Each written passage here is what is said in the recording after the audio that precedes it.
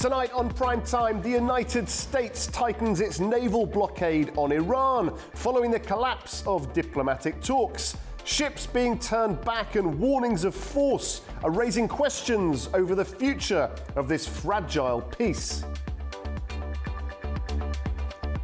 Pressure is rising, but where does this end?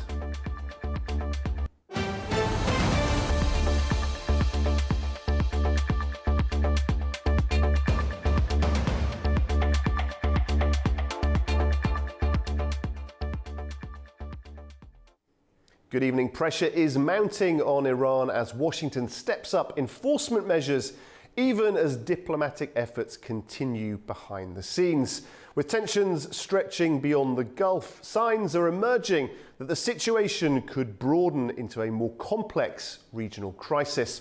A News correspondent Ube Shabanda has more. According to a new report in Washington on Wednesday at a private White House dinner, President Trump told the visiting Dutch king and queen that he wants to end the Iran war quickly, saying that the only way to bring Tehran back to the negotiations is to, quote, increase the pressure. And U.S. Military Central Command has announced that an Iranian-flagged cargo vessel attempted to evade the U.S. blockade after leaving the Iranian port of Bandar Abbas, exiting the Strait of Hormuz, and transiting along the Iranian coastline. An American guided missile destroyer, according to U.S. military officials, interdicted the vessel and successfully forced it back to an Iranian port. U.S. military officials say that 10 vessels have now been turned around and that 0 ships have broken through since the start of the U.S. blockade on Iranian ports came to effect on Monday.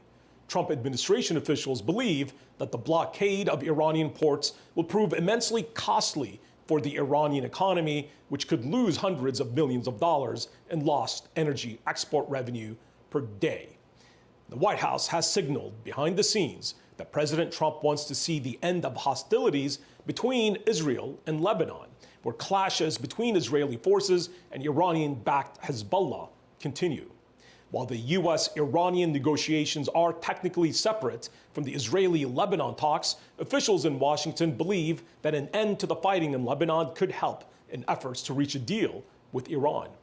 And while the Iranian ceasefire continues to hang in the balance, there are growing signs that the Trump administration may be preparing for an operation against the island of Cuba. New reports in the U.S. press say that the Pentagon is quietly stepping up contingency planning for a possible military operation in Cuba per orders from President Trump, but nothing has been ordered just yet. President Trump has on a number of occasions publicly said that an operation against Cuba may be the next step once the Iran war is completely resolved. I'm Ube Shabander, A News, Washington. Well, Donald Trump says it is, quote, very possible the US could strike a peace deal with Iran, potentially before the end of this month. Now, talks between Washington and Tehran are still moving forward, with officials pointing to some progress towards a possible framework, though key gaps remain. The White House says further discussions are ongoing with no timeline yet, while Iran, via Pakistani mediation, insists the US must show sincerity even as it signals openness on enrichment within its nuclear rights.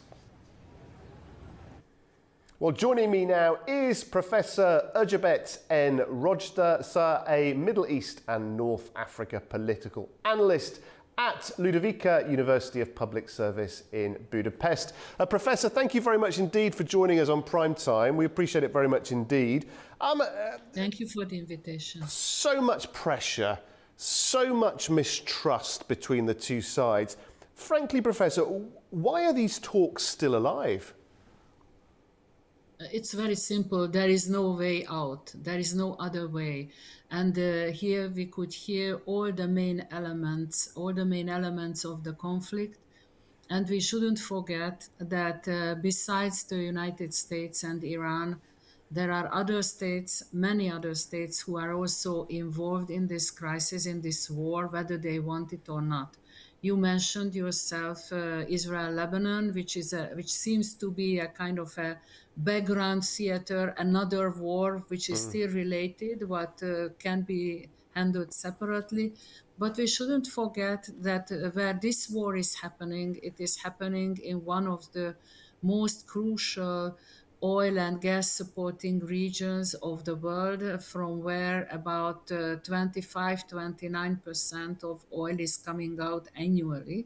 So it is a must for everyone. The war must stop somewhere. There are different reasons for the different actors. But the question will be what kind of an agreement they will be making, and what content that will be.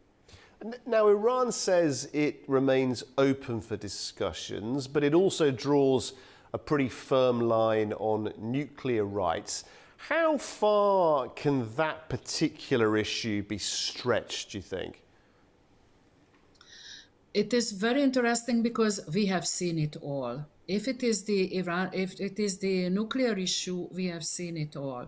You may recall that between 2002 and 2015, there were serious, several-year-long negotiations about the Iranian nuclear program. Iran says that the nuclear program is for civilian use. And frankly speaking, when in 2015 the JCPOA, the so-called nuclear deal with Iran, was signed, very strong inspections were following, and it was working. So what Iran is demanding now is nothing less and nothing more than to what it agreed at the time with the 5 permanent members of the UN Security Council plus Germany. And the American president at the time, Barack Obama, agreed to that. So, what Iran is demanding now is the right to enrich uranium to a civilian extent. That has been done, that was operating. And then there is also another point to this nuclear program, the civilian nuclear program.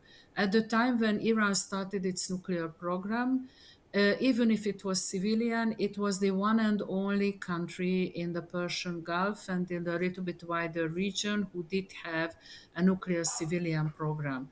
Now Saudi Arabia has announced its intention, and it is demanding a kind of an agreement from the United States to start its own nuclear civilian program. And then, surprise, surprise, last year even Iraq announced that it would like to start or restart maybe its civilian nuclear program.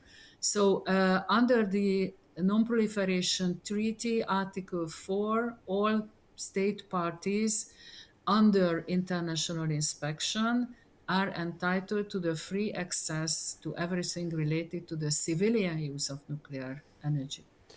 And Professor, Washington is pushing very hard, the rhetoric is continuing, but at the same time they're continuing to keep lines of communication open, continuing to talk.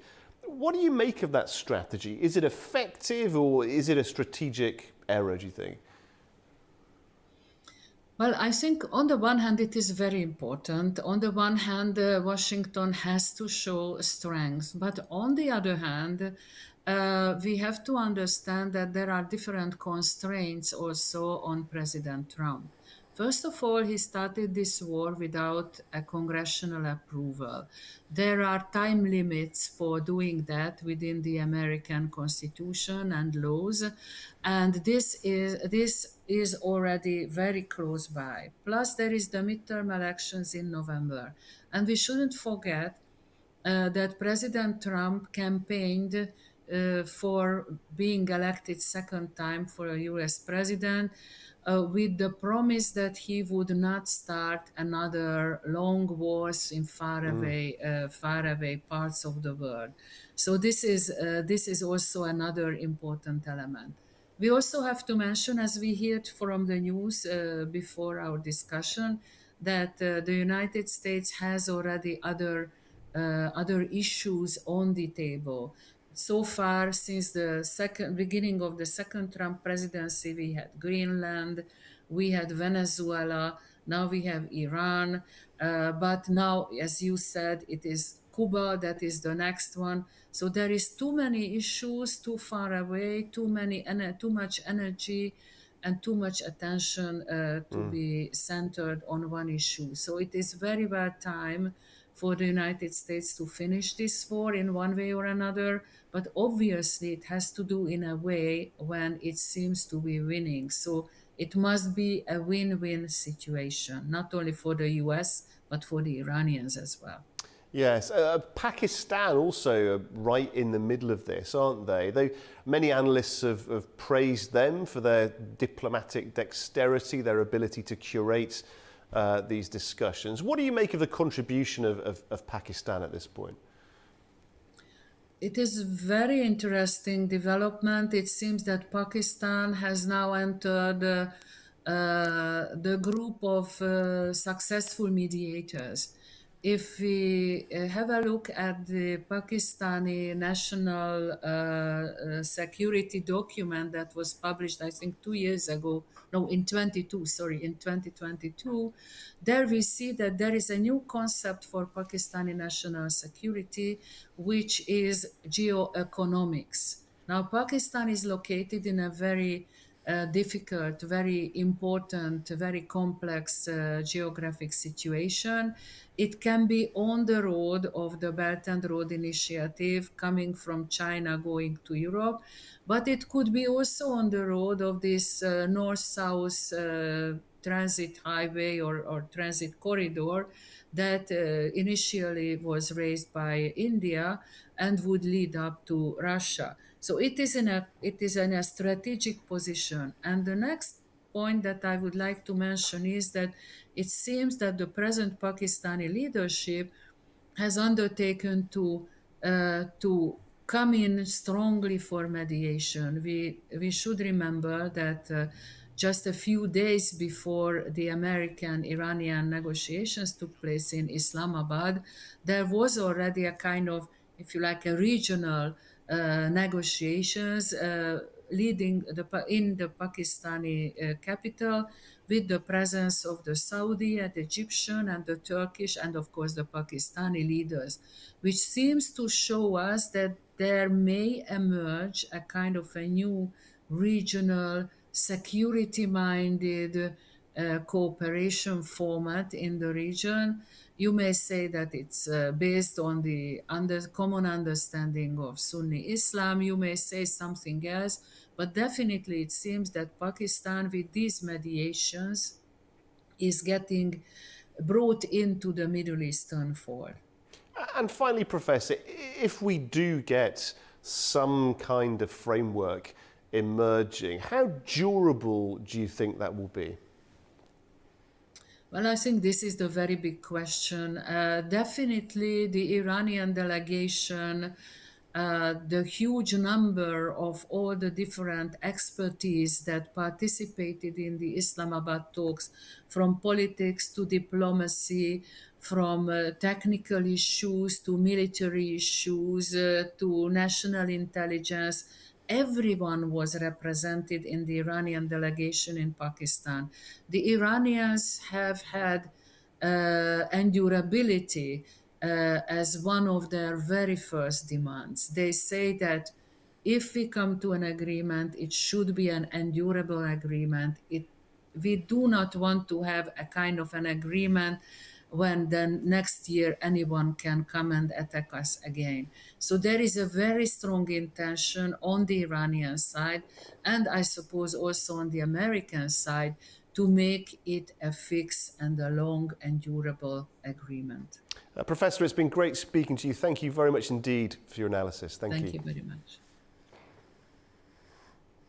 Okay, joining me now is Zara. Oh, sorry, we're just going to go take a short break and we'll be back in just a few moments' time. Do stay with us.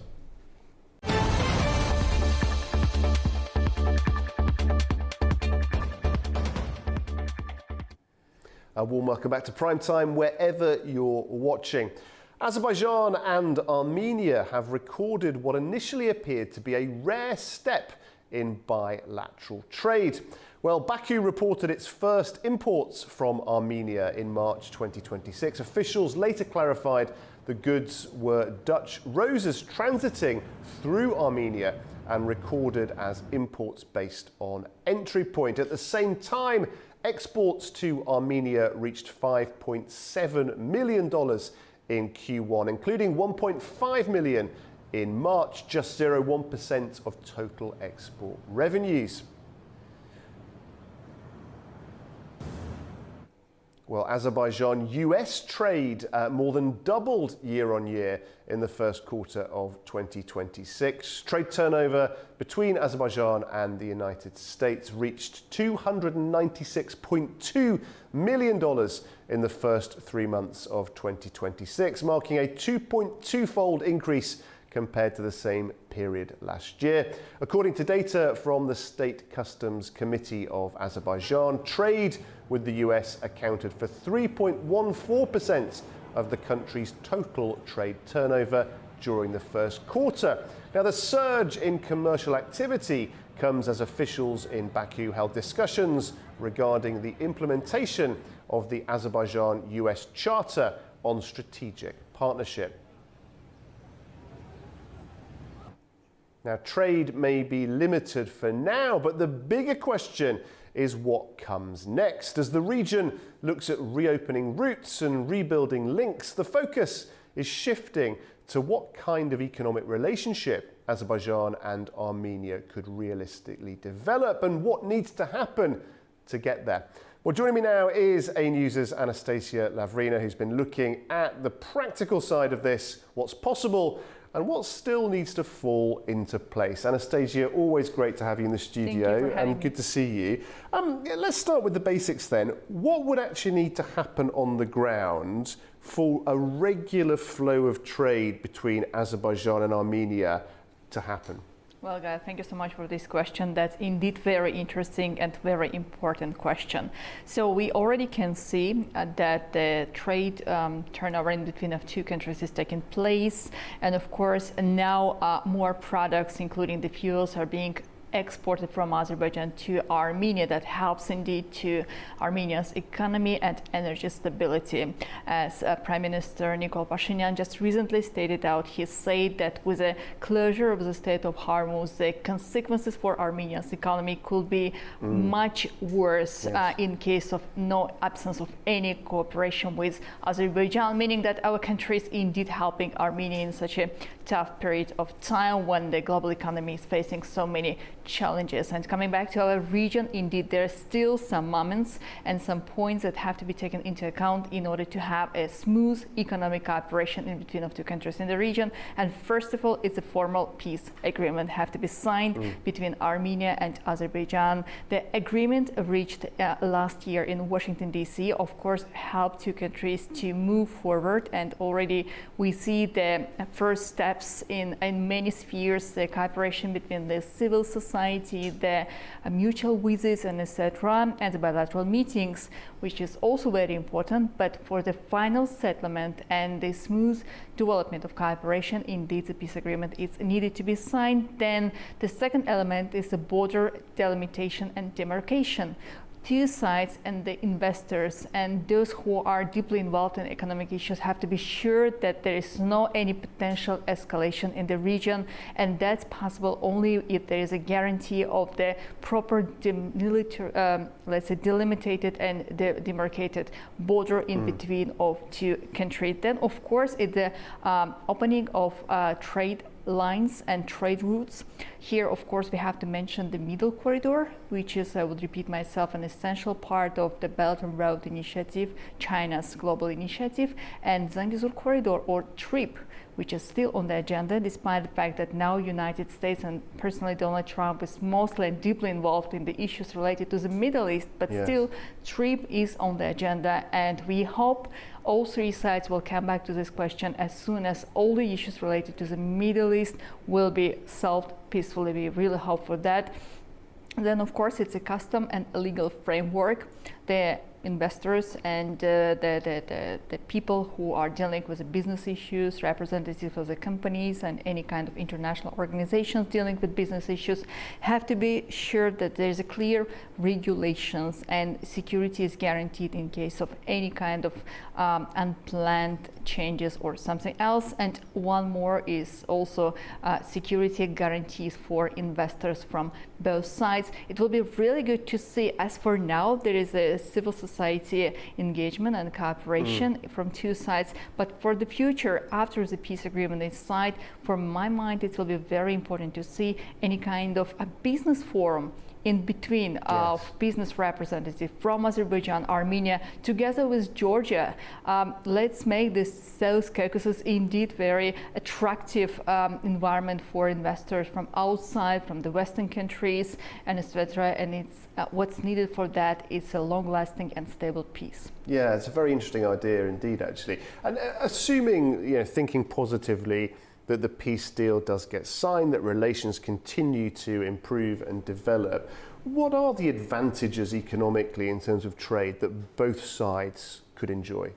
As for now, Azerbaijan, of course, is also benefiting, but mostly it benefits Armenia, Armenian economy, Armenian development. As for so many years, the country, due to let's say, politics, we do know how Armenia had very, let's say, constructive approach to the situation in the region. So since that time, two borders were closed with Azerbaijan and Turkey. There were no any diplomatic relations, and Armenian economy was much independent from Russia and investors, let's say, from the Western countries. But from the transport perspective, this country was blocked. And now there is indeed a huge potential for this country to lower the transport costs across the region, to act as a transit state for the future any kind of transactions and transport goods, transportation from Azerbaijan to Armenia, then to Nakhchivan, to Turkey, and further to Europe, and back from Europe to Azerbaijan, Central Asia, and China. So there's a huge perspectives for this country to have a transit potential. And another important element, to have more products to be imported to Armenia through the diversified routes. Previously, it was only Georgia, including the energy fuels, let's say from Russia through Georgia to Armenia, but now there is a potential, and it's already on practice, to have an import from Azerbaijan and through Azerbaijan from Central Asia, like from Kazakhstan or from Russia. So it's of course also the diversification. For Azerbaijan, first of all, it's of course the guarantees of security. If there is a business development and economic integration, it reduces the risk of new escalation. So it helps Azerbaijan to, let's say, proceed with other projects and initiatives which will benefit not only two countries, but the region itself. Now it's Azerbaijan, but also the region itself is acting as a hub connecting East and Asia, specifically in such a difficult time when there is a closure of the Strait of Hormuz, the war in the Middle East, and the sanctions against Russia. I think that the faster regional supply chains, it also plays its role, whether the countries can deliver the goods within just a month, or it takes 3-4 months, and etc. So it indeed helps, and the economic diversification, as I already mentioned, it helps to two countries and to the region itself to diversify the routes and the partners in the region and far beyond. Anastasia, connectivity benefits all parties, doesn't it? But for some of our international viewers, perhaps less familiar with the geography, just explain how the role of Armenia connects Azerbaijan with Turkey and how that supports wider investment coming in from both sides.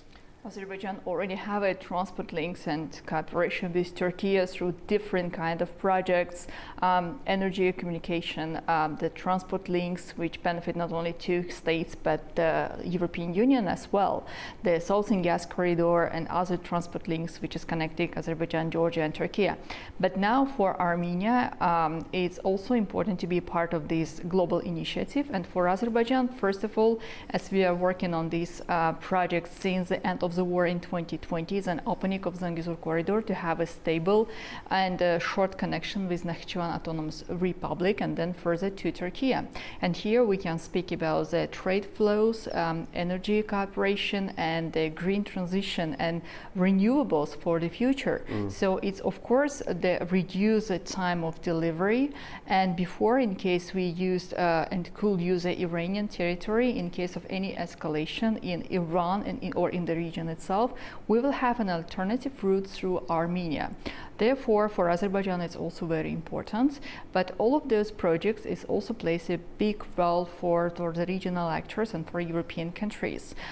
Speaking about the middle corridor again, of course, before even all of these projects took place, there were an agreement that Azerbaijan will act as a hub in between of East and Europe and Asia.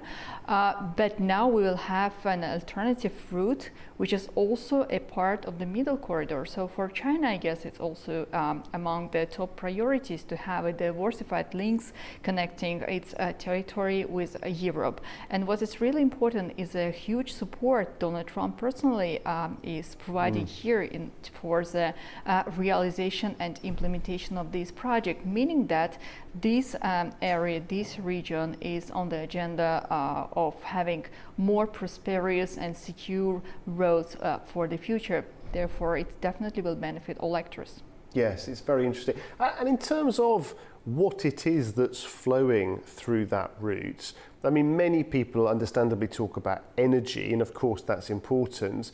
But we heard earlier in the report that although it was a small amount, roses are being transported. There's a wide range of different goods and services that are going to be coming through that channel more and more, isn't there? Yeah, for the beginning, of course, it's an energy and fuels which was delivered from Azerbaijan to Armenia and indeed helped a lot to Armenian economy. But now we see even this small amount, this is just the beginning. And it's important to start with something. Remember before we discussed with you, even without peace agreement, two countries already have a practical economic cooperation. Yes. And we see the increase of trade flows, meaning that tomorrow or when two countries will be ready to sign the final peace agreement, let's say they will already proceed with a more intensified cooperation. They will not start from the scratch, from the zero. They will just proceed with what already are on the agenda. So from Azerbaijan, indeed, that's an energy flows, that's a fuels, or let's say agricultural goods, any kind of energy products. And for Armenia, it can be as well an agricultural products, and I guess it will be the top priority for the beginning, then probably some metals like copper or something like that, which Armenia indeed has a potential to export to neighboring countries, or maybe any kind of light industry goods. But I will repeat myself, it's not only about the products two countries may exchange, but it's about the transit potential two countries may use. So it's not only about the products from Armenia to Azerbaijan and from Azerbaijan to Armenia, but also the products which will be transported through the territory of two countries, meaning that Armenia will have an access to the products from China or from Russia, from Kazakhstan, through the territory of Azerbaijan, and the same for Azerbaijan, which will be able to have the products transported transit from the Armenian territory and which is on the way to another country. So diversification and the stable relations, what is needed at the moment, and for the future, probably again coming back to an idea to have any kind of business forum in the future. Maybe that will be a good platform for the businessman and representative of the Ministry of Economy or any other institutions and companies to meet together face to face to discuss the potential and to come up with any kind of agreement which will benefit two countries, two peoples, and the region itself. Yeah, it's a very good point, because the geopolitics and the economic are inextricably intertwined, aren't they? And based on that then, tell us about the impact of all this on the peace process. Two processes which are interconnected. Without peace, there will not be any business development in the region. Now this is just minor numbers, just small elements, and it's good for two countries to have this type of cooperation after almost 30 years when there was no any cooperation, no any integration processes. But now this is just the beginning, and the peace process is a must. Azerbaijan was speaking about that since the beginning, even before the war in 2020, about the benefits it can bring for Azerbaijan, Armenia, and the region itself. Then after the war, when two countries come up with a 9-point trilateral statement, if you remember, the 9th point was about the opening of Zangezur corridor. Yes. And since that time, Azerbaijan was pushing that if Armenia put a signature on that document, it has to proceed with that. Unfortunately, it took almost 5 years, but now we have an agreement reached in Washington. The willingness of the Armenian government to work closely with Azerbaijani government, and from the statements which Prime Minister Nikol Pashinyan made just a couple days before, it's clear that Armenia, at least the government we have now in that country, is willing to proceed further with a peaceful agenda and with an economic integration development with the neighboring countries, most of all with Azerbaijan. Lots happening, lots of potential. Anastasia, as always, thank you for coming in. Thank you for having me. Okay, after the break, we'll take a look at the top business news stories shaping the day with Andy Mioch. Don't go away.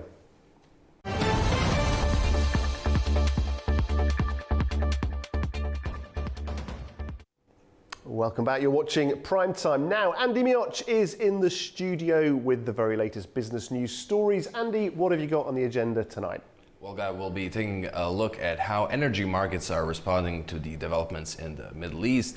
There's also some news on tariff refunds in the United States, as well as on the media landscape in the United Kingdom. So let's have a look. Starting in the oil markets, Brent crude hovered just above $95 a barrel as optimism over a deal to end the Iran war was boosted by comments from both Washington and Tehran.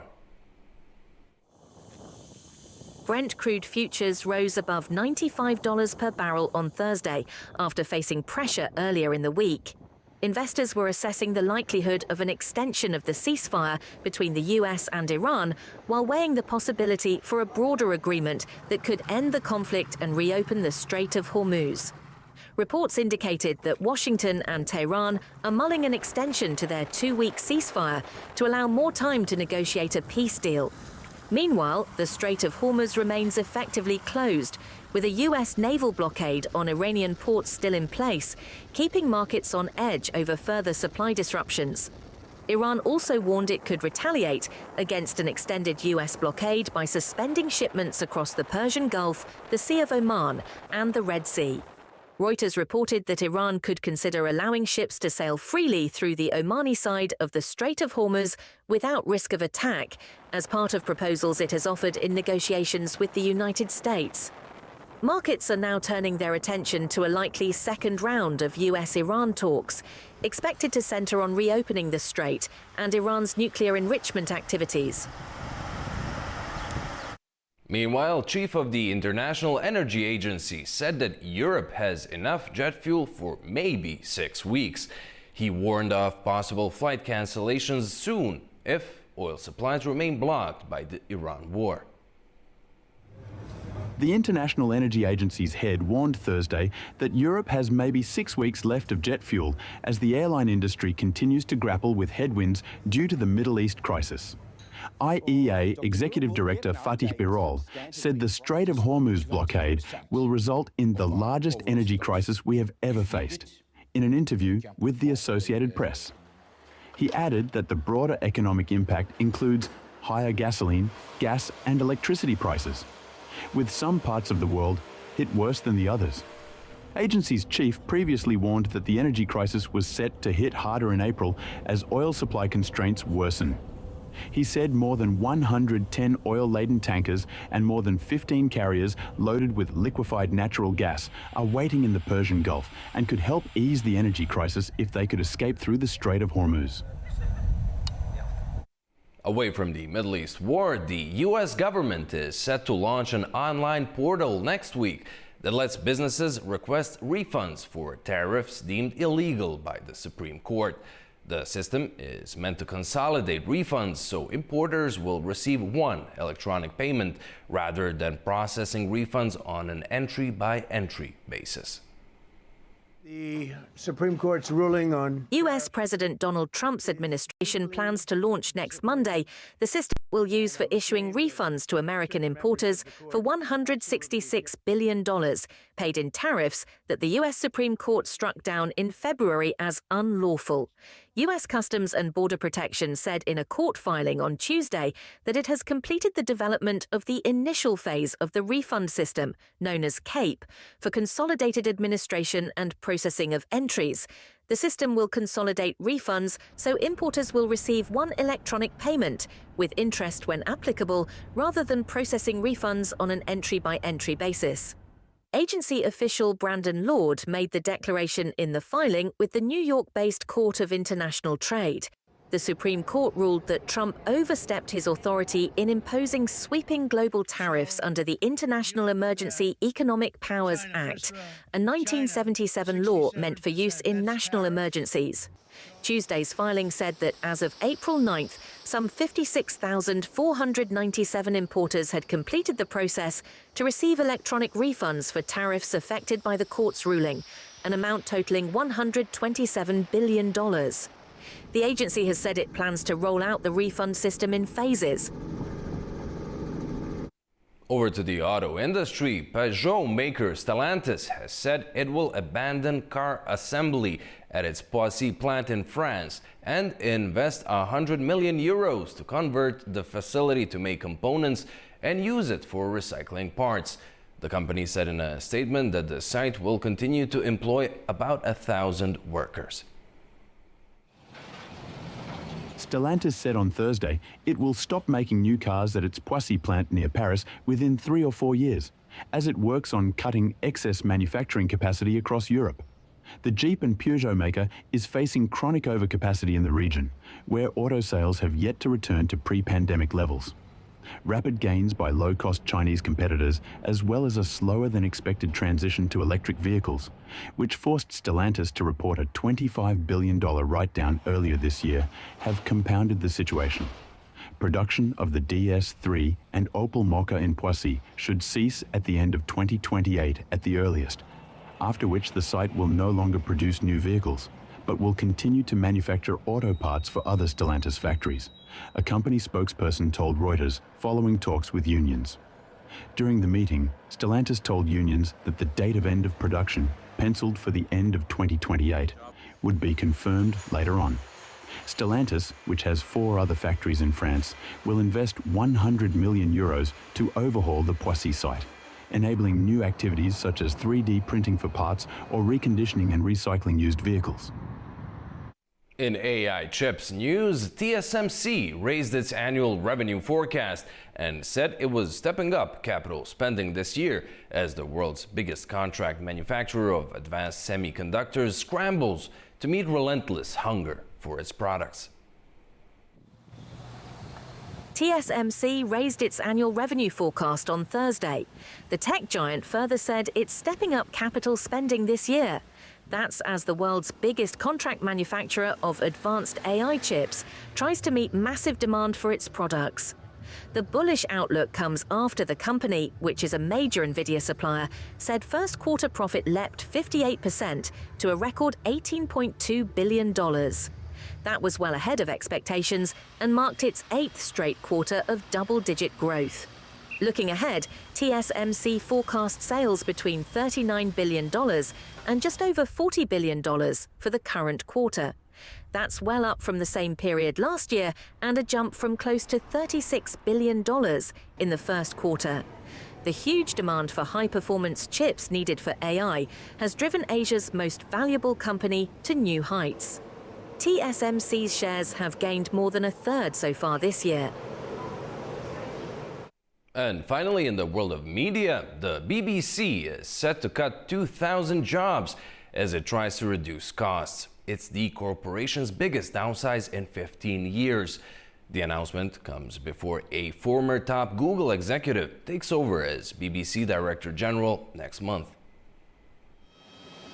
The BBC said Wednesday that it plans to cut up to 2,000 jobs to save 10% of its annual budget, £500 million, over the next 2 years. The layoffs announced during a call with staff are the biggest in more than a decade at the UK national broadcaster. Interim Director General Rhodri Talfin-Davies said that the reductions were driven by inflation, pressures to licence fee and commercial income, and a turbulent global economy. The cuts come as former Google executive Matt Britton is scheduled to take over as Director General next month. He will fill the vacancy left after Tim Davie, and Head of News Deborah Turnus resigned over a misleading edit in a documentary about US President Donald Trump's speech on January 6, 2021, before his followers stormed the US Capitol. And that is all in the business brief for tonight. Handing it back to you, Guy. Andy, as always, thank you very much indeed. Okay, after the break, the latest IMF report sends a warning to the UK. Don't go away.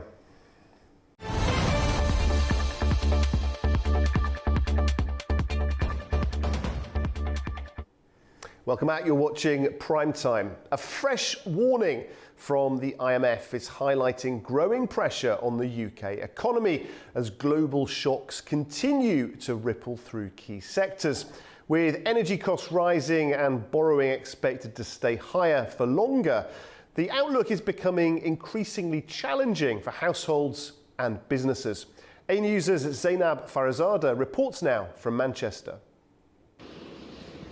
Britain's economic outlook has taken a significant hit, with the International Monetary Fund delivering the sharpest downgrade among major advanced economies.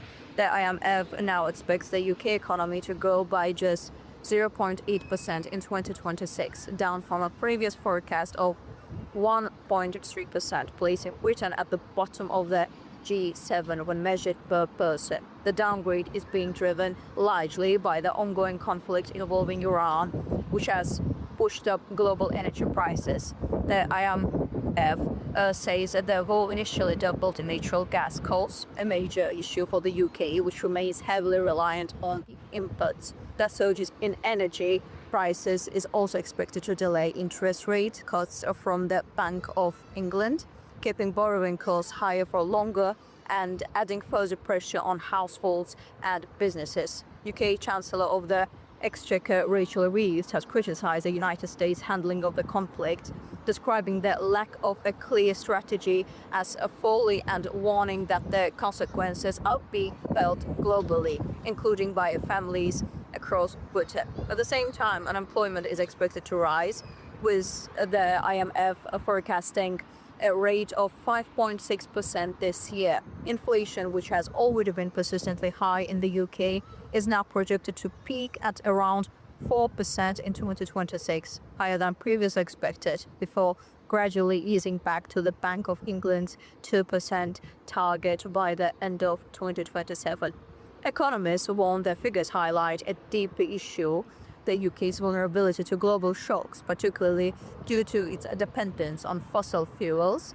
The government says it is now considering targeted support for households and businesses struggling with rising energy costs. But analysts say balancing that support with already stretched public finances will be a major challenge in the months ahead. Zena Farizada, News, Manchester, United Kingdom.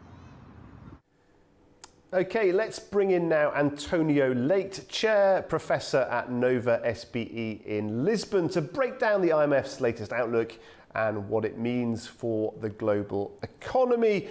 Professor, always good to have you with us. Thank you very much for joining us on Primetime tonight. We've heard this. Thank you very much. We've heard this view from the UK. Then we know that the global economy is also under considerable pressure. It's pretty easy, though, isn't it, to just write down everything that's going wrong in a glossy report? I mean, what does the IMF actually suggest that people ought to do about it? Okay. Well, I would say that this report has a central warning, which is very stark. They say that the global economy has entered in a period of elevated uncertainty, which will probably threaten to, on a durable way, lower our growth potential. What they argue is that we are not facing a cyclical downturn, but we are in what economists could call a structural inflection point. And they seem to be particularly concerned with the tariff escalation that started with this new American administration at the beginning of last year, which, given the replies and the other actions that it promoted, is risking fragmenting the trading system, which has been the basis for decades of growth and productivity gains. And the IMF goes to the point of saying that, if things don't improve on those policies, we'll probably have, contrary to what we expected before, a fall in the growth for last year that could be, they calculate, between 1 and 1.5 percentage points for the global growth. So fragmentation is clearly impairing global growth. And they also say that we are at a point of policy unpredictability. We see it more in the political and military spheres, but that, of course, has consequences on the economy. And therefore, it's dragging business decisions. It's basically hampering the laying out of new investments, and through those channels is hampering our perspective for growth. So what they say is that we should look at policies that, in a way, could at least partially, certainly not totally, but compensate the problems raised by this structural change for the worse, I would say, that we are facing right now. They also argue in the document that not all countries have the same room for maneuver, and that some economies have been particularly hit by this change and will probably endure, a worse economic situation going forward. So they go on to, very specific details on how monetary policy should be conducted. Some countries have room for maneuver, others not so much. We also have the global debt problem, which in some countries is very significant, and we may be on the verge of sovereign debt problem for some non-developed countries. And they point out which countries they're talking about. And of course, fiscal policy, which could be effective in some situations, propping up growth, also because of that and because of other factors, doesn't have the room for maneuver that we would like. So we are at I would say, a turning point, a structural turning point, and I agree with their analysis. And that, of course, means that we are going to see a lot of adjustments in the coming months, coming years, which are going to be easier for some countries, for some regions, and very, very hard for some others. And we had the British example, which clearly is an example of an economy that is going to go through some dire times in the next few years, I think. Yeah, it's pretty worrying when you look at the report. It's pretty amazing also when you look at some of these key metrics, as you say, like productivity. We've had a number of years now where people can work from anywhere in the world. Connection speeds mean that people are connected in real time all over the globe. We've had a couple of years of AI that can answer questions, solve problems in a nanosecond. We run out of superlatives to describe just how amazing and fast technology is. And yet, despite that, it's mind-boggling that actually we're not really much more productive as a result. Then you look at inflation, you look at debt as well. Which one of these metrics do you think people are most worried about?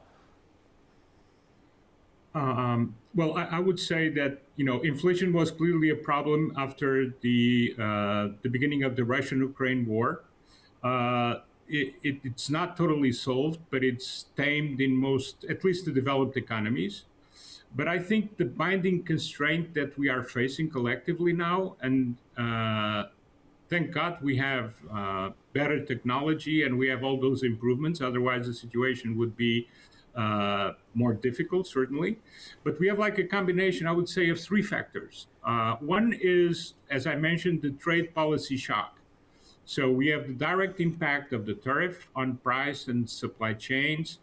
And we have some indirect effects like the firms hoarding inventory, reshoring production that have to do with where are the tariffs established, not so much where do I maximize efficiency. So efficiency maximization, which was the alpha and omega of all business decisions up to, I would say, the COVID epidemic, is clearly now, in a way, subdued to other factors. The other second factor is an obvious confidence erosion, because one thing we can see is that even though the hard data is not very exciting, when we look at business and confidence data, it's clearly worse than the hard data, which means that there is some sort of a psychological overhang resulting from all these new risk factors that companies and families and decision makers are facing together. And finally, for some regions, much more than others, there is what I would call some financial tightening. Because in some areas, the real interest rates are still very restrictive. It's not the case of the euro area, which is the one in which I live. Credit growth, but even though credit growth, especially bank credit, has decreased substantially in some parts of Europe and in some parts of Asia.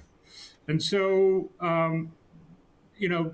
so we would say, well, maybe the central banks should then try to stimulate these credit markets. The problem is that the inflation expectations that we inherited from the post-COVID plus Ukraine war events is still not totally under control. I would say it's tamed to decent levels, but in some places, the expectations are not anchored on the right levels. They're still a bit too high, and some sectors are still exhibiting some inflationary pressures, like the service sector in most developed economies and also in other parts of the world. So central banks do not have all the room for maneuver for what they could do to try to counterweight the negative effects of this loss of faith, of this confidence erosion, and some of the financial tightening that we still have. So we have less room for the traditional political macro stabilization policies on the one hand. On the other hand, we have this combination of factors that is affecting confidence. And as you know, we may have the best technologies, but if we are very unsure about what the future brings us, then maybe we decide to delay what we could be doing otherwise. And so I think this is the main thing, is that part of this is not just temporary. We're going through a structural change, and at this point, it's very hard to read exactly where it's driving us. Yeah, it's a very interesting point. And Professor, how much of what we're seeing then is down to recent shocks, which we've all discussed, and how much of it do you think was already there building beneath the surface beforehand? You mentioned a very important point just a few seconds ago. You mentioned productivity. Well, productivity is stagnating and has been weak since the great financial crisis of 2008, so the Lehman event and all the subsequent problems. During the previous decade was in a way masked in Europe and US and other developed economies because we had very cheap capital and we had the globalization gains that you were mentioning. Yes. All of a sudden, markets were global. We could exploit technology to its maximum. We could be as efficient as technology and the other means we had could provide us. That is gone, partially. The other thing is we also have some demographic headwinds right now because working age populations are shrinking in Europe. We all know that. Is shrinking in China. I would say it's the overhang of the one children family of when I was growing up, the 60s, the 70s, and the 80s. Then we have Japan, and now in increasing parts of Latin America as well. On the other hand, we have a lot of debt accumulation. And it's not something that started with this series of events that we are talking about. It started before. They mentioned the global debt is 112% of global output, which is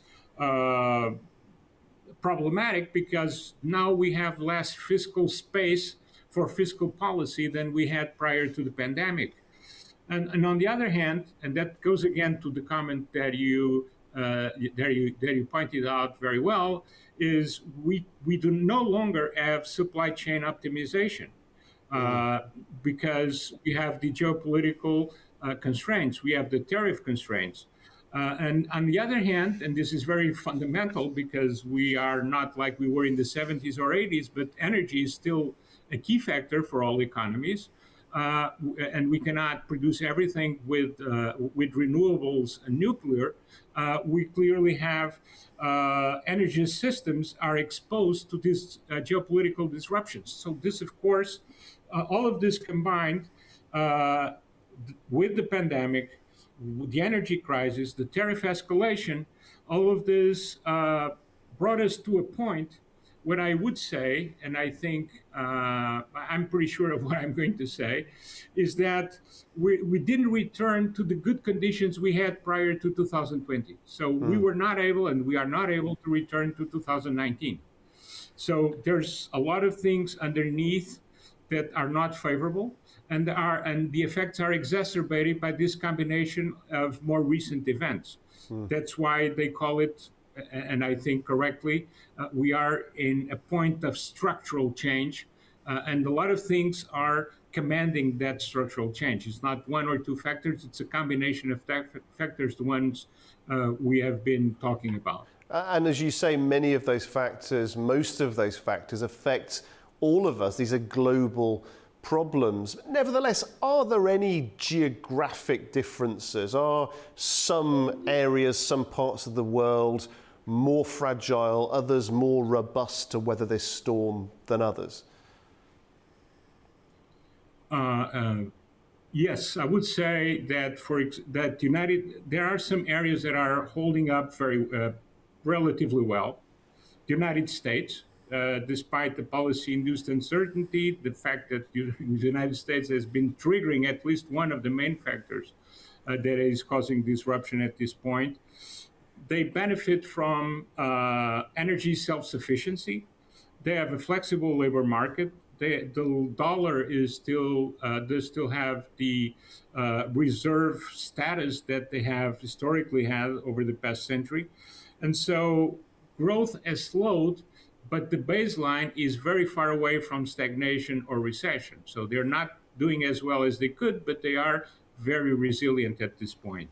India is also an area that is not problematic because projected growth is still above 6%. They benefit from a very favorable demographics, I would say the contrary of China.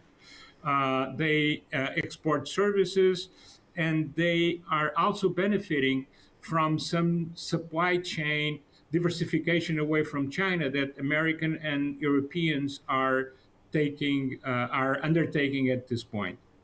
There are also some parts in Southeast Asia that are performing relatively well, like Vietnam and Indonesia. They gain from the China plus one strategies. So, diversifying out of China, keeping some things in China and something nearshoring relative to China. And Vietnam and Indonesia are clearly benefiting from that.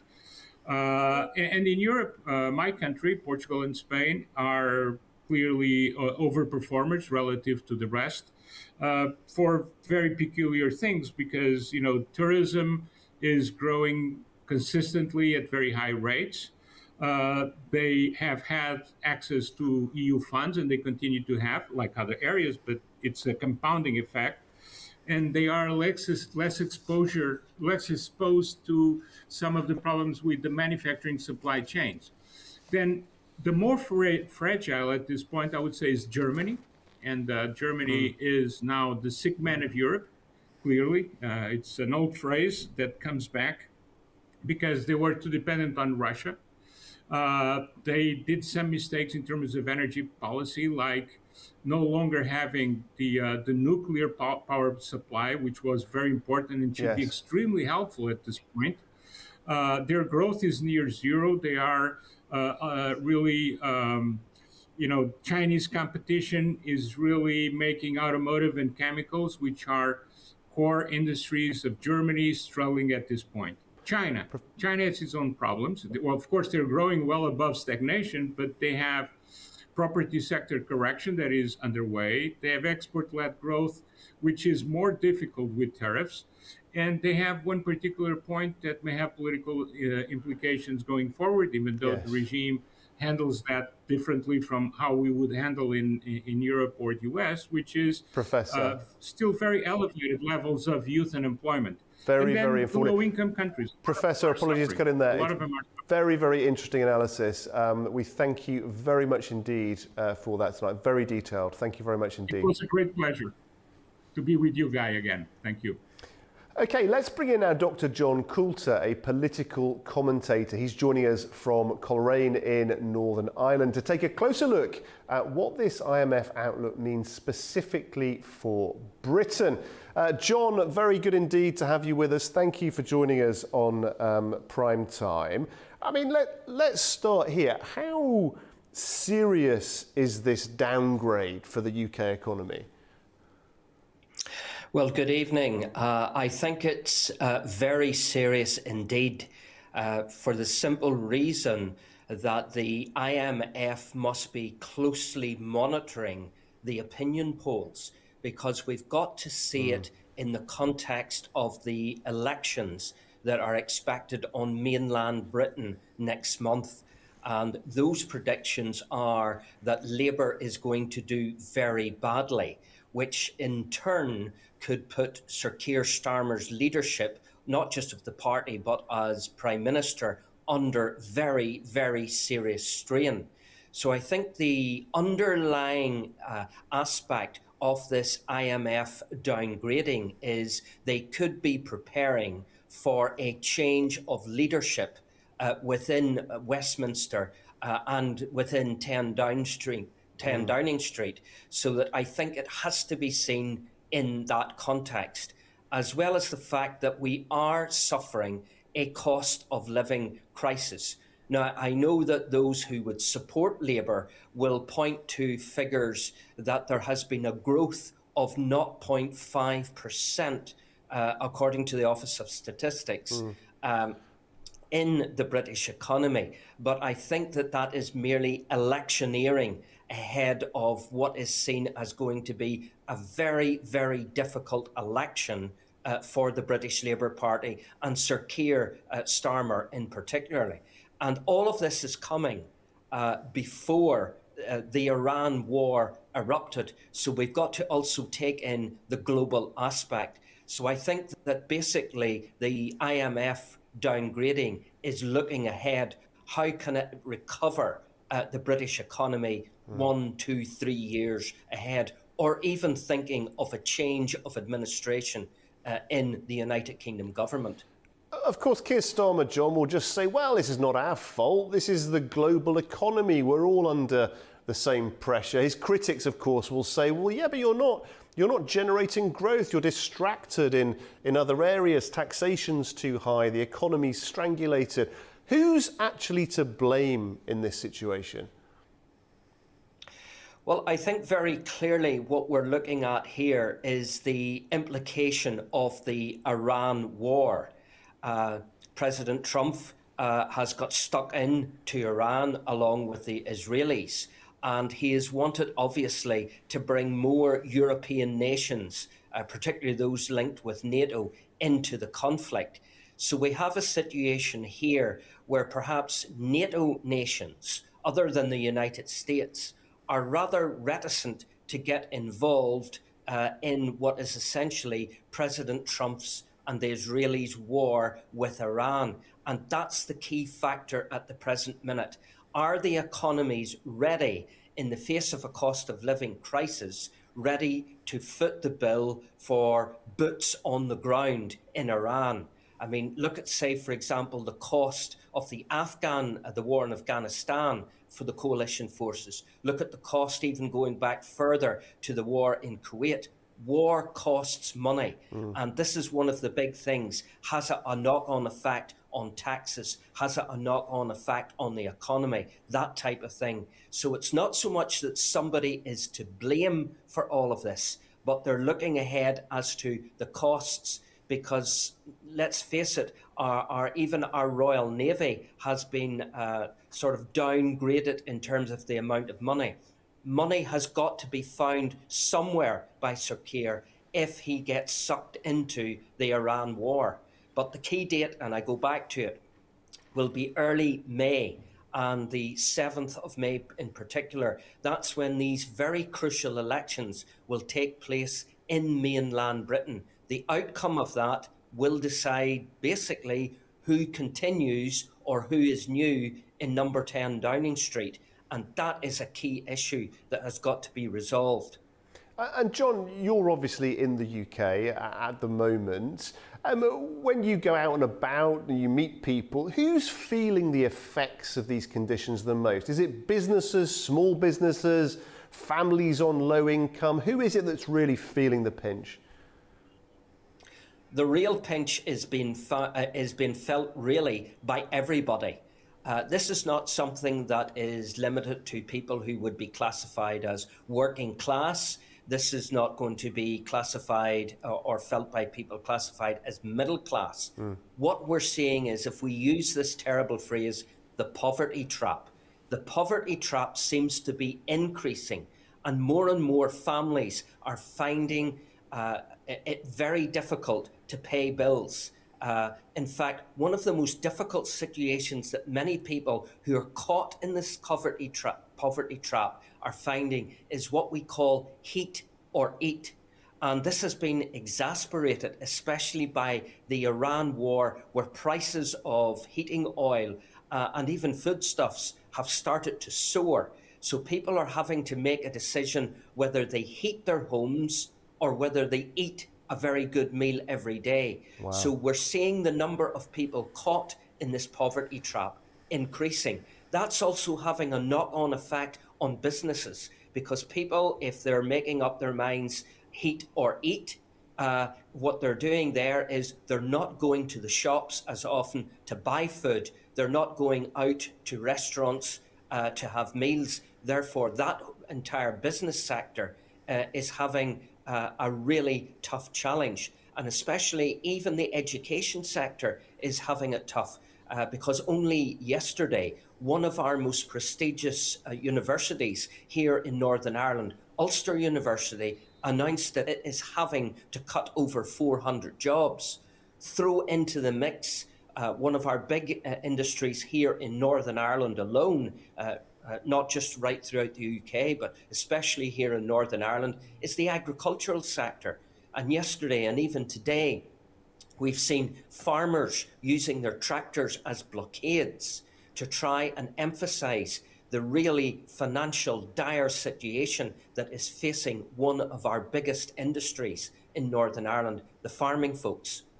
Wow, I mean, it's astonishing. Heat or eat in the 6th or 7th biggest economy on planet Earth. Astonishing stuff. I mean, how limited are the government's options at this point when it comes to responding to this challenge?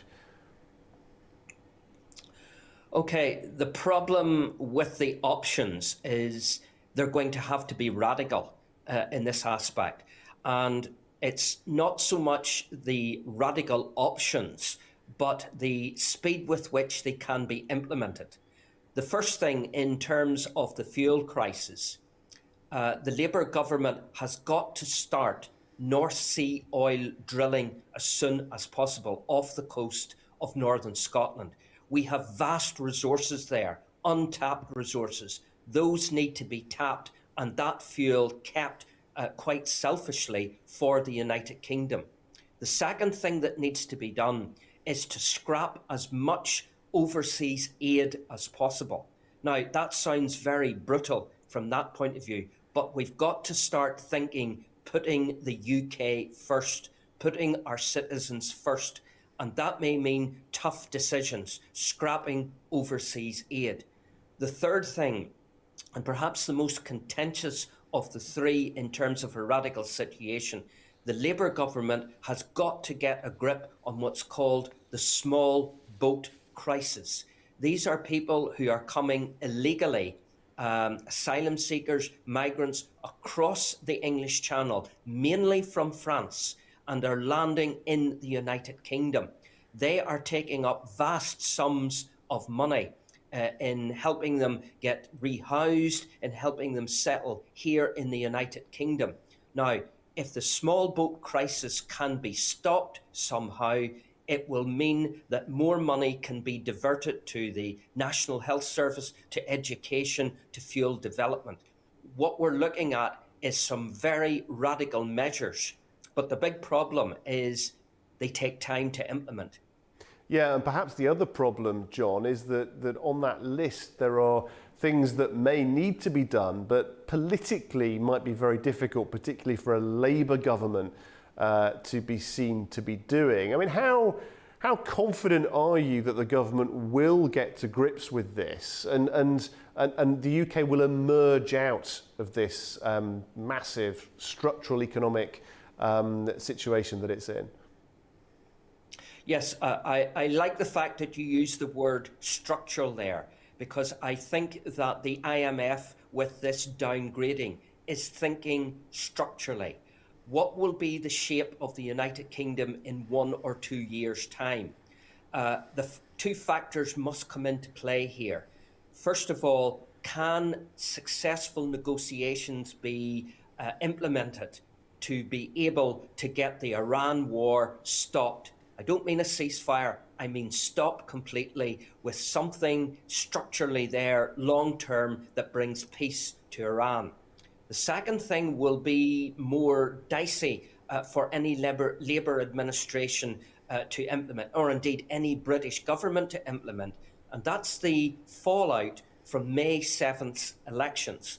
Say, for example, opinion polls, if they become reality, it looks like the right-wing Reform UK party will make good gains.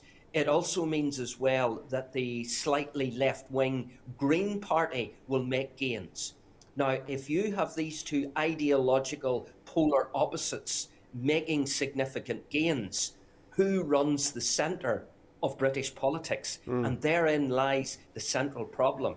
And I think that that's why the IMF is taking a structural view, not a short-term fix. It would only be a short-term fix if by May the 7th, President Trump formally announced, and we could take it as concrete, that there was the end of the Iran war.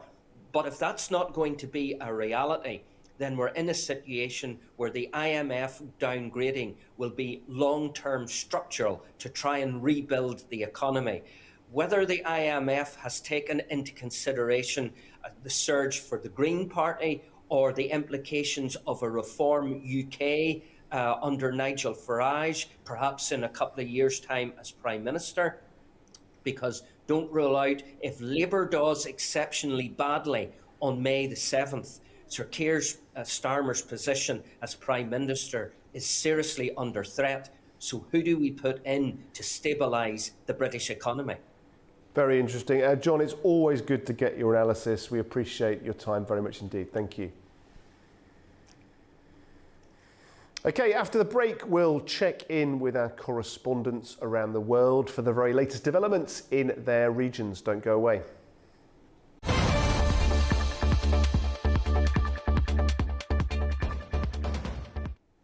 A warm welcome back to Primetime, wherever you're watching. A fast-tracked legal change in Georgia is adding new momentum to an already sensitive debate over foreign funding and political influence. Well, the move is drawing mixed reactions, with questions emerging over its potential impact on transparency and oversight. Nini Nikolashvili has more. The Georgian parliament has adopted amendments to the law on grants with 72 votes in favor in a fast-tracked legislative process. The changes were presented by the chair of the Legal Affairs Committee, Archil Gorduladze, and introduce a revised framework for how foreign funding is classified and regulated.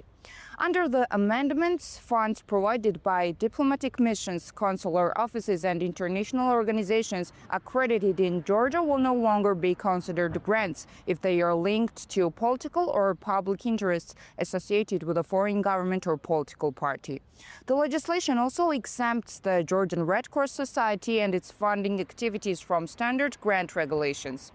The government says the amendments are intended to improve legal clarity and ensure transparency in financial flows, particularly where foreign funding may be connected to political processes. Officials also argue that the changes are necessary to safeguard national sovereignty and prevent external actors from influencing domestic affairs through financial instruments. However, critics contend that the amendments risk reducing transparency around foreign funding and could be used to limit oversight of politically sensitive financial flows. The law builds on earlier debates in Georgia over foreign-funded organizations, which have intensified in recent years amid broader tensions between the government and Western partners. Previous legislative initiatives in this area have prompted strong reactions from international actors, including European Union officials and Western diplomats who warned that such measures could undermine civil society and democratic institutions. Opposition figures and non-governmental organizations have voiced concern that the new amendments may create loopholes allowing certain politically aligned funding to bypass scrutiny while simultaneously increasing pressure on independent organizations reliant on foreign support. Nini Nikolaishvili, Tbilisi, A-News. Antalya is preparing to host a major gathering of global leaders with a focus on diplomacy at a time of rising global tensions. With the latest, here's Katie Wilson. Hello from Antalya. We are here as the city is gearing up for the 5th Antalya Diplomacy Forum, which is set to kick off tomorrow. Now, this is an annual gathering of world leaders, global figures in business, diplomacy, academia, and it brings people together to discuss global challenges facing our world. Now, the theme for this year's conference is Mapping Tomorrow and Managing Uncertainty. So a very apt theme there, given the outbreak of war in the Middle East just a few months ago. And there are already conversations being planned on the sidelines of this forum in regards to peace in the Gulf and the situation over there. Now, plenty of heads of state are expected to be gathering at the forum, including, of course, the president of Azerbaijan, Ilham Aliyev, who touched down this afternoon. And we are expecting President of Turkey, Recep Tayyip Erdogan, to be opening the forum tomorrow with a speech. And we're here throughout the forum, and I'll be bringing you all of the developments, all of the new lines as they come. But for now, the city is gearing up and looking forward to the forum tomorrow. This is Katie Wilson and Elbruz Musayev from Antalya. Efforts to deepen economic cooperation between Azerbaijan and Russia are moving forward, with fresh discussions focused on expanding trade and joint projects. With reconstruction and development high on the agenda, attention is on how both sides look to advance their economic partnership. More now from Abahayat Jafarova in Zanglian. The 24th session of the Intergovernmental Commission on Economic Cooperation between Azerbaijan and Russia is taking place in Zangilan on Thursday, co-chaired by Russian Deputy Prime Minister Alexei Averchuk and Azerbaijani Deputy Prime Minister Shahin Mustafayev. Ahead of the meeting, participants toured the village of Agali, a flagship smart village project, and visited the city of Zangilan, where they were briefed on large-scale reconstruction efforts and the region's long-term development prospects. Today's agenda centers on advancing joint projects, expanding trade and economic ties, and strengthening cooperation in industry and agriculture. The sides will also assess progress made since the previous meeting held in August 2025. The session is expected to inject fresh momentum into bilateral cooperation and accelerate the resolution of key economic priorities. Abahayat Jafarova, Ilkin Mehtiyev, Zangilan, A-News. Regional diplomacy is intensifying as efforts gather pace to prevent further escalation in the Iran-US crisis, with multiple actors now engaged and a fragile ceasefire nearing its deadline. Attention is turning to whether mediation can hold the situation together. Touraj Shirililo has more from Tehran. The commander of Pakistan's army, Field Marshal Asim Munir, is visiting Tehran for high-level talks as Islamabad has stepped up mediation efforts to host renewed de-escalation negotiations between Iran and the United States. Foreign Minister Abbas Araghchi, who welcomed the Pakistani army chief and was the first high-ranking official to hold a meeting with General Munir on Wednesday, said Tehran and Islamabad shared the commitment to promote peace and stability in the region. Pakistan's top general is scheduled to meet Iranian leaders, including Parliament Speaker Mohammad Bagher Ghalibaf, who led Iranian negotiators in Islamabad last Saturday. To follow up the mediation efforts, General Munir will reportedly fly to Washington on Friday to meet with the U.S. officials. The two-week fragile ceasefire between Iran, the U.S., and Israel approaches its deadline next Tuesday. Meantime, Foreign Minister Abbas Araghchi held phone calls with his Chinese counterpart Wang Yi and Japanese Foreign Minister Toshimitsu Motegi. They discussed the Iran-US talks as well as the ongoing tension in the region following the US blockade of Iranian sovereign ports in the Persian Gulf and the Sea of Oman. In a related development, Commander of Iran's Khatam al-Anbiya Central Headquarters, Major General Ali Abdullahi, issued a stern warning against the continued ban on Iran's vessels, saying Iran will act forcefully to defend its national sovereignty and interests. And in the first ever high-level contact between leaders of Iran and the United Arab Emirates in the wake of the Israeli-US war on Iran since 28th of February, Speaker Ghalibaf held a phone call with the UAE Vice President and Deputy Premier Mansour bin Zayed.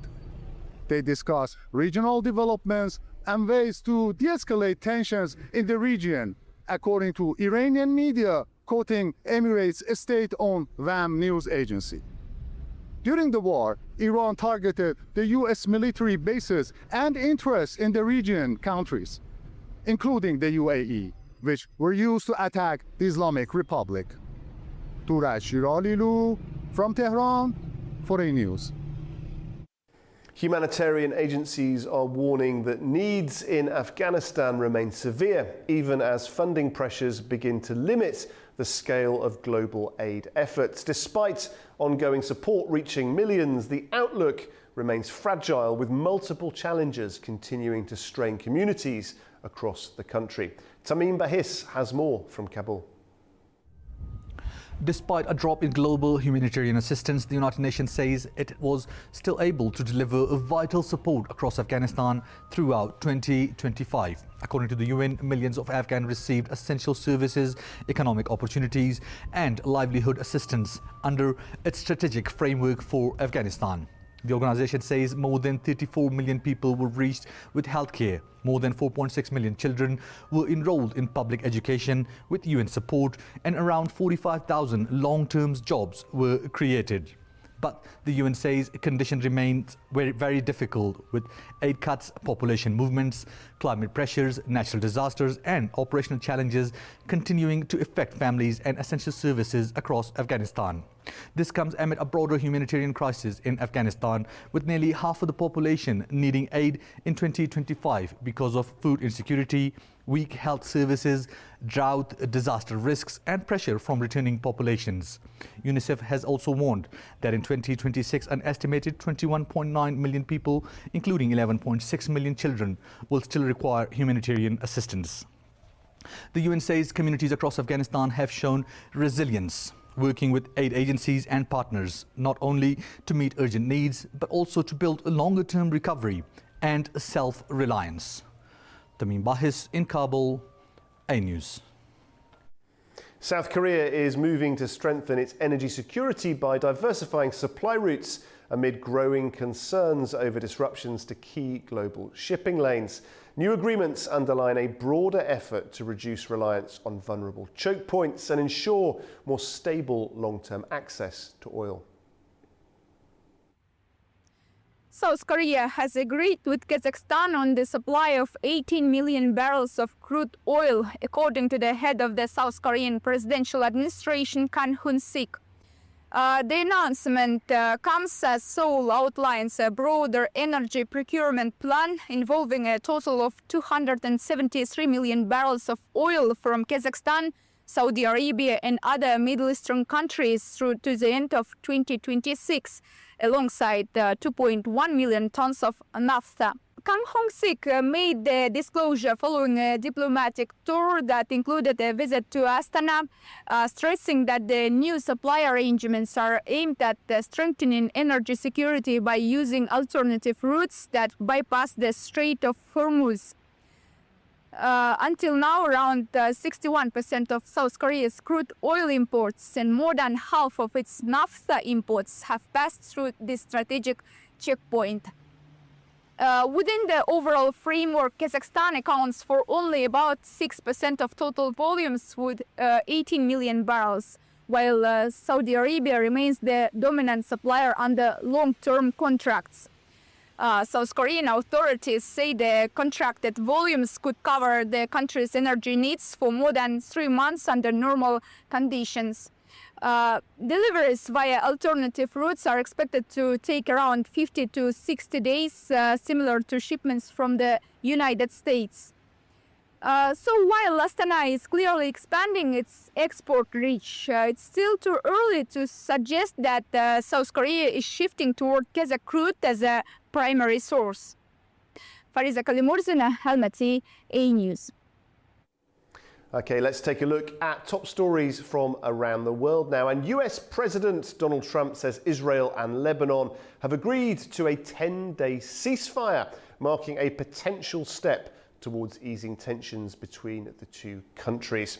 Well, in a post on Truth Social, Trump said the truce would come into effect on Thursday following discussions with Israeli Prime Minister Benjamin Netanyahu and Lebanese President Joseph Aoun. He said both leaders had committed to the temporary ceasefire in order to achieve peace.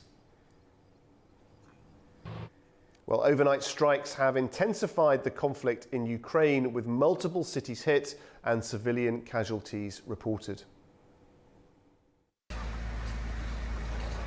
Russia has launched one of its deadliest attacks on Ukraine this year, killing at least 16 people and injuring dozens in overnight missile and drone strikes across multiple cities.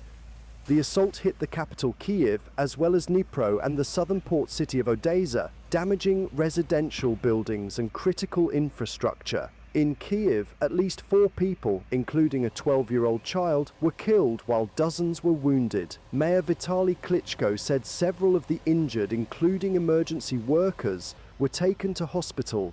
Rescue teams also pulled a mother and child from the rubble of a heavily damaged apartment block. It's just scary, that's all. I fear for our country and for everything we have. I feel so sorry for the children. So many people died today. Children died. It's so sad. Elsewhere, at least 9 people were killed in Odessa and 2 in Dnipro, where strikes set residential buildings on fire. Ukraine's Air Force said Russia launched a large-scale barrage of ballistic and cruise missiles, along with hundreds of drones. While many were intercepted, several hit residential areas, causing widespread destruction. Meanwhile, Russian authorities say Ukrainian drone attacks killed 2 children and damaged homes and facilities in Russia's Krasnodar region. The attack comes as Ukraine faces a critical shortage of air defense systems, particularly US-made Patriot missiles used to intercept ballistic threats. President Volodymyr Zelensky says the situation is at its worst. The latest violence follows a brief Easter ceasefire, with both sides accusing each other of violations. Efforts to negotiate an end to the war remain stalled, with Kyiv calling for a full ceasefire, while Moscow insists on broader peace terms first. Pope Leo's Africa tour is continuing with a focus on peace and justice, even as his message draws political attention beyond the region. Well, as he presses ahead with calls for dialogue, the visit is unfolding against a backdrop of both local tensions and wider international scrutiny. Pope Leo XIV has arrived in Cameroon, pressing ahead with a message of peace and justice despite sharp criticism from Donald Trump. Trump has repeatedly criticised the Pope during his Africa tour over his views on global conflicts and social issues. In response, the pontiff did not name him directly, but stressed the need for dialogue, saying people can live together in peace despite their differences. Speaking in the capital Yaoundé, he urged leaders to take a bold leap forward and warned that corruption undermines trust in authority. Addressing Paul Biya, the president of Cameroon, he said the chains of corruption must be broken for justice to prevail. Hearts must be set free from an idolatrous thirst for profit. True profit comes from integral human development. That is, the balanced growth of all the aspects that make life on this earth a blessing. He also called for an end to violence in Cameroon's English-speaking regions, where a separatist conflict has claimed thousands of lives. During his three-day visit, he is expected to travel to Bamenda for a peace meeting, with armed groups announcing a temporary pause in fighting. Crowds gathered in Yaoundé to welcome the Pope, singing and dancing in scenes reflecting hope for change and unity. The Cameroon leg is part of a broader 10-day Africa tour that includes Angola and Equatorial Guinea. A major mass is expected in Douala, where large crowds are anticipated. Before arriving in Cameroon, Pope Leo visited Algeria, where he promoted interfaith dialogue and peaceful coexistence. In Annaba, he highlighted the teachings of St. Augustine of Hippo, urging unity across religions. Throughout the trip, the Pope has maintained a consistent message. Peace, respect and justice must prevail over division, regardless of political pressure. Angola is preparing for a major religious event as anticipation builds ahead of a high-profile visit expected to draw large public attention. With preparations underway across the country, the moment is being seen as both a spiritual gathering and a symbol of unity. Angola is preparing for the upcoming visit of Pope Leo XIV on Saturday. The city's streets and public spaces are marked by billboards and posters announcing the papal visit, expected to be one of the most significant religious events in the country in years. Churchgoers and clergy say the visit represents a moment of unity for Catholics in Angola, where the church remains the largest religious denomination.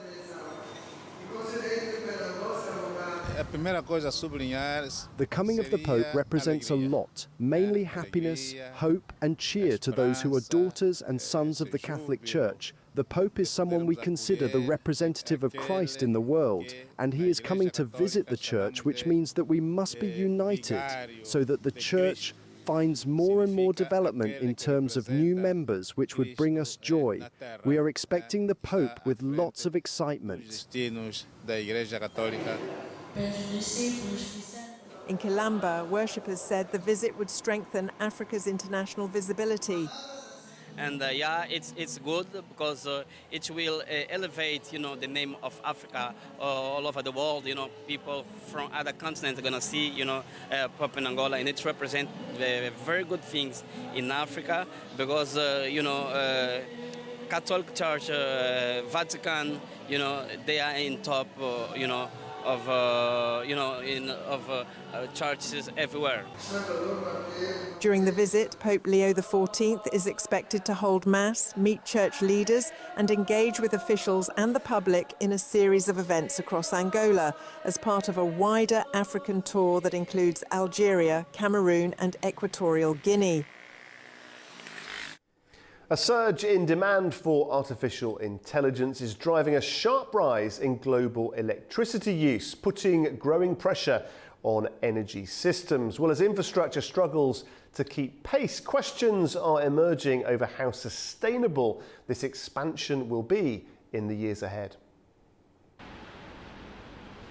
A new report from the International Energy Agency finds electricity use from data centres rose 17% in 2025, with demand expected to double by 2030. The surge is being driven by heavy investment from major technology firms whose combined spending on AI infrastructure topped $400 billion last year and is set to rise by a further 75% in 2026. While AI systems are becoming more efficient per task, overall demand continues to climb as usage expands and more energy-intensive applications come online.